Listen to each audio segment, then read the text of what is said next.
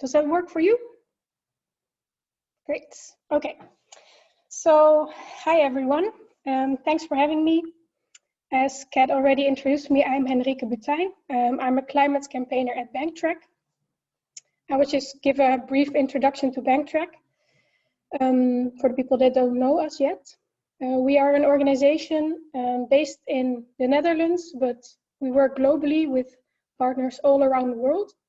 And our focus is on commercial banks all around the world. And we have basically 4 main activities. So as our name already indicates, we track banks. We track their policies on human rights and fossil fuels. We track how much they finance fossil fuels, and we also track some of the projects they finance. We also engage with banks, so we really try to have conversations with them about their financing, about their policies. But often we hope it works somehow, that it gets through to them what we are saying to them. But we also have to campaign a lot of the times, and we mainly campaign on some of the fossil fuel projects, very harmful fossil fuel projects, together with local communities or organizations. And we also support other organizations that work on finance and banks. And we do this in 3 main areas, so climate or fossil fuels, human rights, and forests. And forest is mainly focusing on deforestation and loss of biodiversity and all of the human rights and indigenous rights impacts associated with that. So that's briefly Banktrack, and you can find us at banktrack.org. I thought it would be good to give just a very short summary on the context that banks operate in. So Danny just gave a very, very in-depth explanation on what is happening on the ground in Mozambique, and that HSBC has financed this project. So you might think, well, maybe it's a one-time incident. Maybe they made a mistake. So we'll dive into that a little bit later to see if that's the case. But just to give a very brief introduction on what the situation they are operating in now. So we can. I mean, everybody recognizes that the climate crisis is here, and that we cannot ignore it anymore. All around us, we see droughts and forest fires and floods. And people, need to flee their houses, and are losing their loved ones because of it. And basically, the only solution to this is limiting global warming to 1.5% to 1.5 degrees Celsius. And we need to do that by taking very serious measures right now. So how do we do this? Basically, it means that we need to cut global emissions more than half in 2030 compared to 2010 levels, and reduce it to basically 0 in 2050. So that's, you could say very rigorous methods, but this is the only way, we don't cause more impacts and more effects on people's lives and on the environment. So most of the CO2 emissions actually comes from burning fossil fuels. That is why we at Banktrack also focus for a large part on banks and fossil fuels, because in order to meet this goal of 1.5, staying below 1.5 degrees, we need to phase out fossil fuels as soon as possible. We need to start with coal right away, and oil and gas need to follow very soon.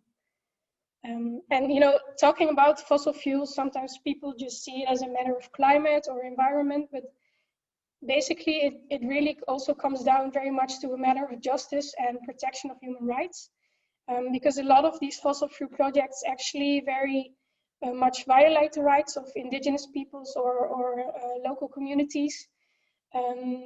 And also a lot of the people that are experiencing the effects of the climate crisis already are people, low-income communities, indigenous peoples.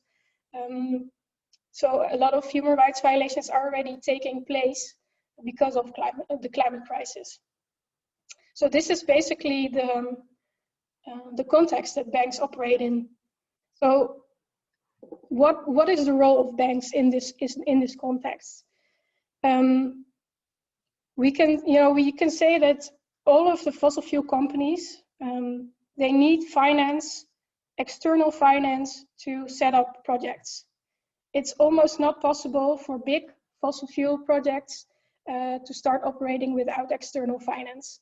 So banks actually support the fossil fuel industry in very, very real ways by financing these projects directly, so through project finance, but also through financing the companies. So they provide general loans, and with these fundings, the companies can set up new projects, or either through, they also provide underwriting services for bonds and shares and asset management. So there are very, very real ways in which the banks support the fossil fuel industry. And they do it a lot. I can tell you, we bring out, together with Rainforest Action Network and a range of other organizations, we bring out a report every year called Banking on Climate Change, Fossil Fuel Finance Report card. And in this report, you can just see the huge amounts that banks actually funnel into the fossil fuel sector, and I will mention that briefly later on. But we are here today, of course, for HSBC. So what is the role of HSBC in this whole picture? As I just mentioned, maybe Mozambique is just a mistake. They didn't know it was going to end up like this.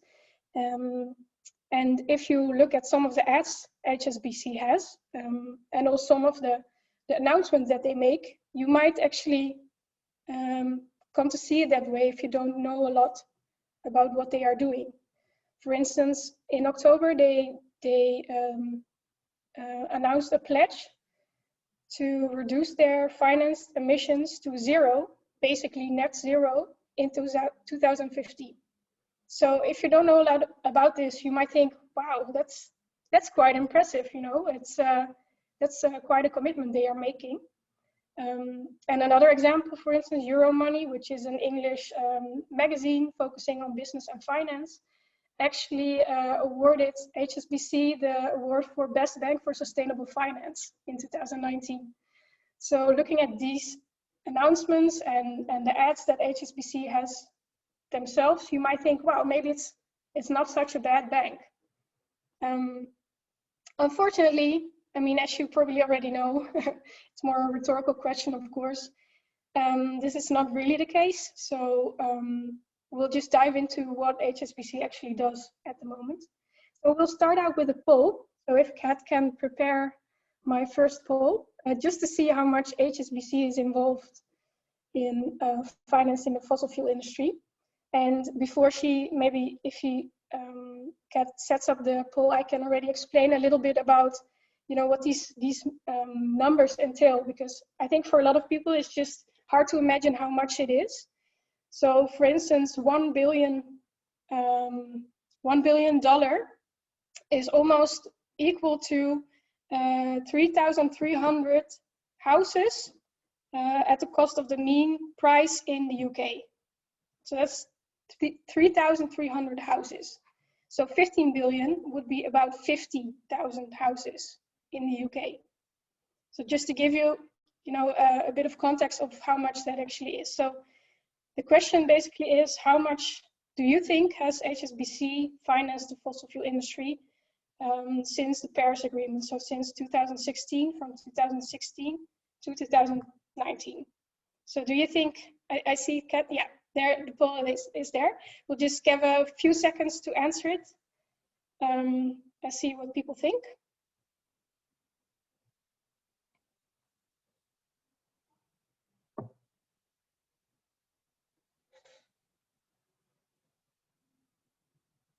Just a few more seconds so people can answer.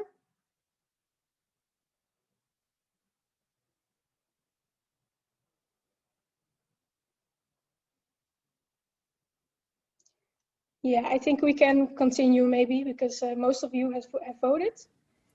So shall I end the polling? Yeah, I think I can do that too. Yeah, grand. Yeah. Okay, so most of you Oh, I can also share the results. Maybe that's, yeah, that's interesting. So I think most of you actually had the correct answer,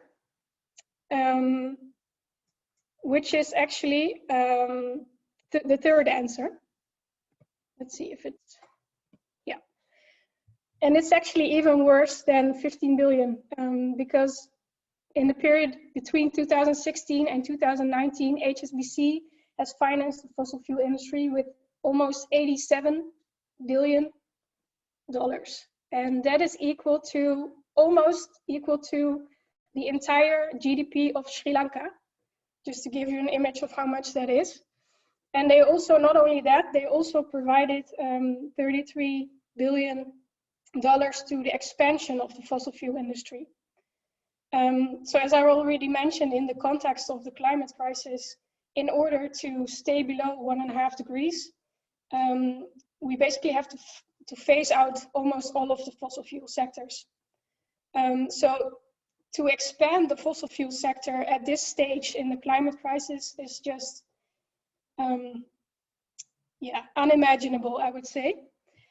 So HSBC is actually the second biggest fossil fuel bank in Europe, after Barclays.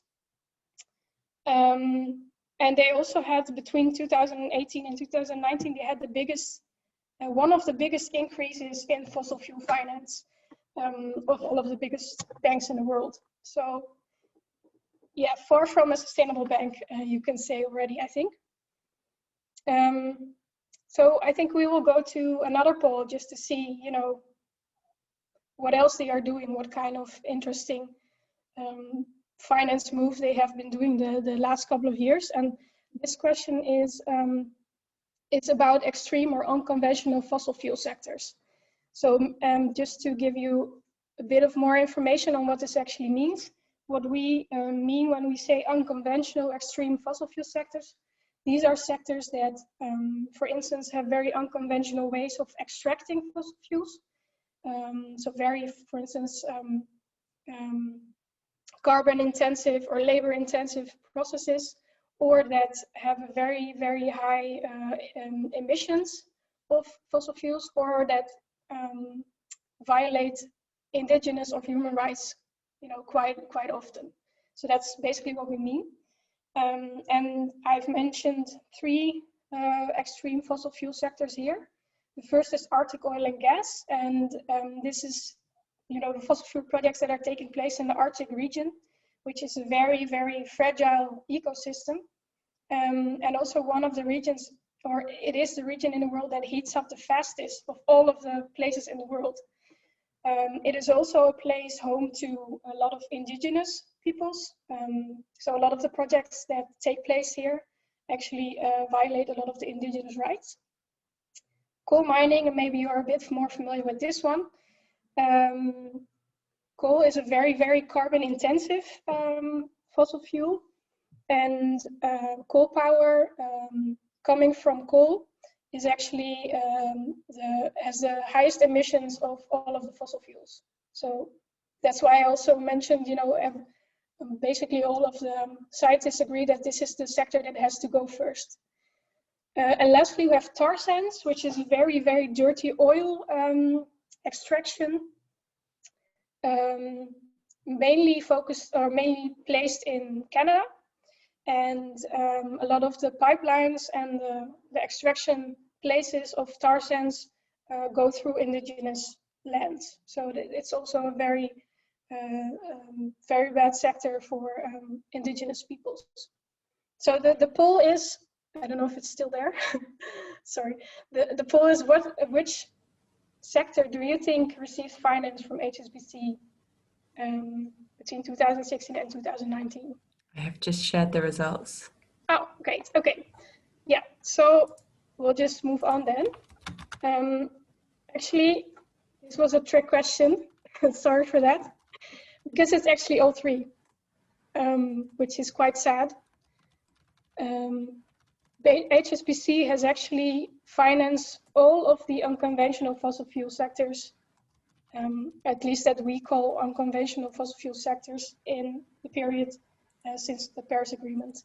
So just a few examples: tar sands, they financed with $2.6 billion. Arctic oil and gas, 900 million since the Paris Agreement. Offshore oil and gas, so deep water drilling, 13.7 billion. And coal power, one of the things that have to go first, 3 billion since the Paris Agreement. So yeah, that's the state of, you could say this has been taking place in the past. This is a period until including 2019. So what about the future? Don't they have better policies to take, to reduce this? They just made a pledge, I said. So what does it mean for the future? So looking at the fossil fuel policy of HSBC, as I mentioned, they just announced to reduce finance emissions to basically net zero by 2050.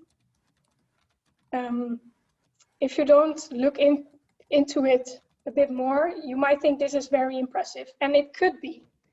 But the problem is that they don't really show any actions at the moment, right now, actions that are actually needed at the moment that work towards this net zero pledge in 2050. They don't have any they don't have any intermediary targets in the years going to 2050. And they also didn't make any commitments to exclude additional fossil fuel sectors. So what you see in this picture here, briefly to explain, as you can see, they have a couple of partial exclusions. And what this means is, for instance, for tar sands, it means that they committed to prohibit financing to new tar sand projects. The same goes for Arctic oil. They committed to not finance new Arctic oil and gas projects. And also for coal power.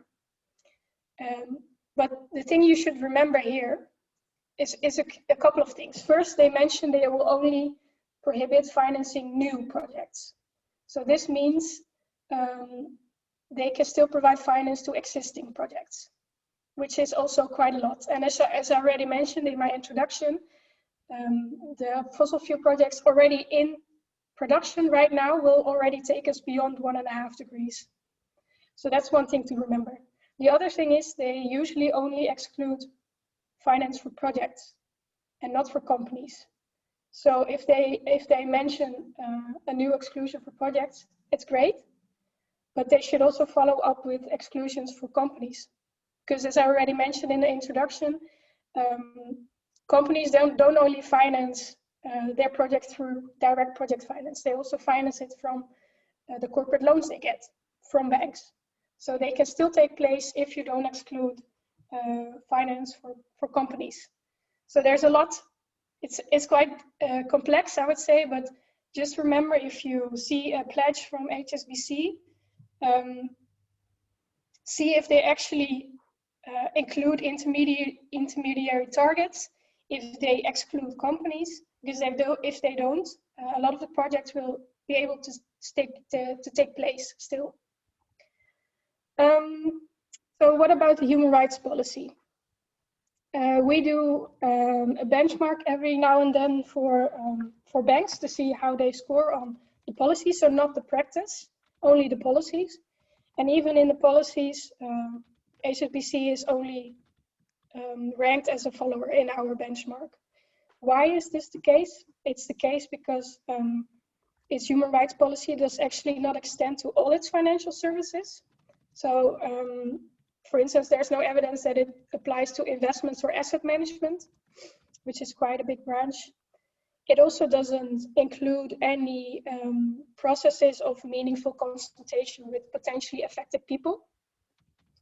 Nor does the bank actually look into its relationship to a certain impact. And there's also no grievance mechanism from the bank. So they usually rely on the grievance mechanisms from their customers, which is quite often very insufficient. And they also don't commit to remediate human rights impacts identified by the bank.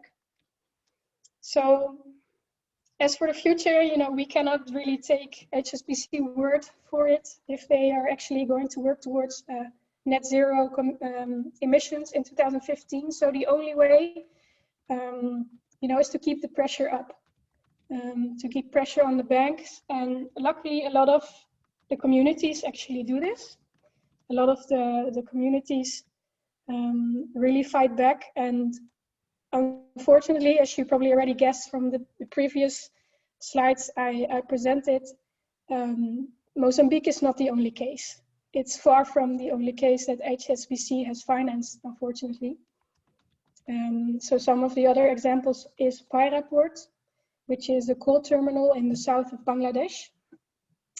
And HSBC financed the dredging of the canal, of the terminal there.